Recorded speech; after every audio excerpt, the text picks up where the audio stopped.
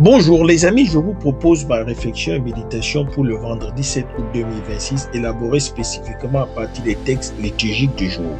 Vendredi 7 août 2026, 18e semaine du temps ordinaire, année A. Première lecture. Le Seigneur est bon, il est un refuge au jour de la détresse. Naoum 2, 1 à 2, 3 à 4, 5 à 6, 7 8 à 9, 10 à 11, 12 à 13. Psaume 32, 33, 1, 2, 3, 4, 5, 6, 7, 8. Heureux le peuple dont le Seigneur est le Dieu. L'évangile du jour. Que sert-il à un homme de gagner le monde entier s'il perd son âme? Matthieu 16, 24 à 28.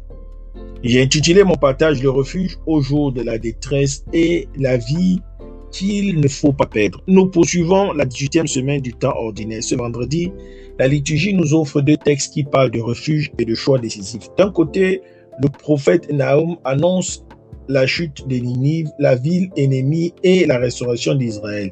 Il proclame « Le Seigneur est bon, il est un refuge au jour de la détresse ». De l'autre côté, l'évangile de Matthieu nous montre Jésus enseignant à ses disciples les conditions du disciple. Il faut prendre sa croix, le suivre et renoncer à soi-même. Il pose la question fondamentale.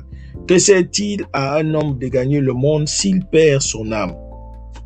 Pour nous qui servons le droit et la justice, ces deux textes sont une leçon. Dieu est notre refuge dans les épreuves et notre vie professionnelle ne vaut rien si elle nous fait perdre notre âme. Le livre de Naoum est une proclamation du jugement contre Ninive, la capitale de la Syrie, l'oppresseur d'Israël. Mais au milieu de ce jugement, le prophète chante la bonté de Dieu.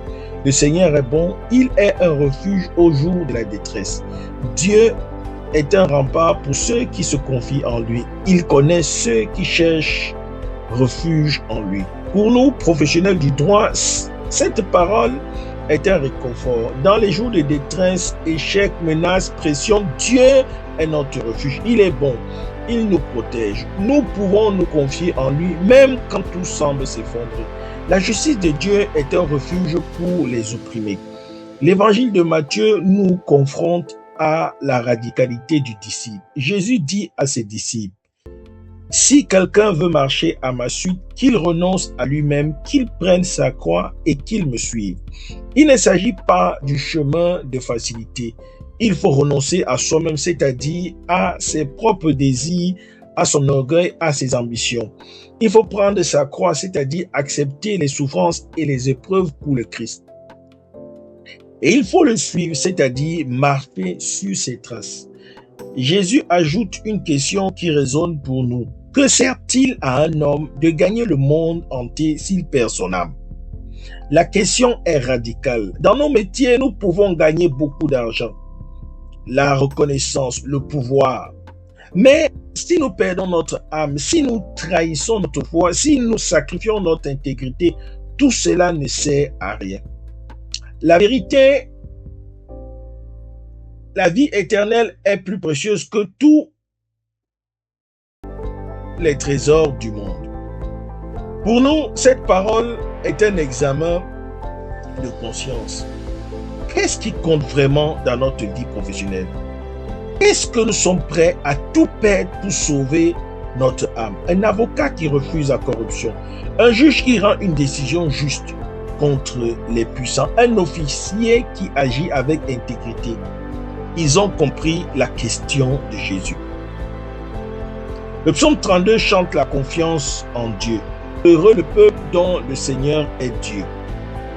Dieu est notre bonheur. Puissions-nous en ce vendredi nous réfugier en Dieu dans les jours de détresse. Puissions-nous, comme Jésus, prendre notre croix et le suivre. Puissions-nous répondre à la question de Jésus en choisissant de sauver notre âme plutôt que de gagner le monde. C'est mon souhait, ma prière pour vous tous et pour moi-même. Merci d'avoir écouté. Bonne journée à tous et à toutes. Je suis la terre du Christ. Soyez les terres fécondes du Christ dans vos différents milieux de vie professionnelle, les hommes de loi et assimilés en particulier. Que Dieu nous bénisse.